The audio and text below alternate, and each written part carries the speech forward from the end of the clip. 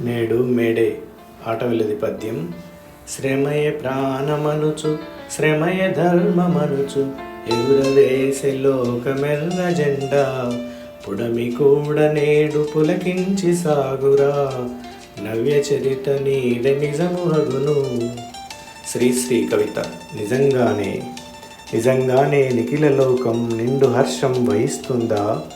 మానవాళికి నిజంగానే మంచి కాలం గ్రహిస్తుందా?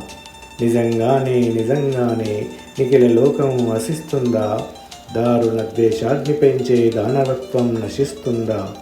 బానిసల సంఖ్యలు బిగిసే పాడు కాలం లయిస్తుందా? సాధు సత్వపు సోదరత్వపు సాధుతత్వం జయిస్తుందా?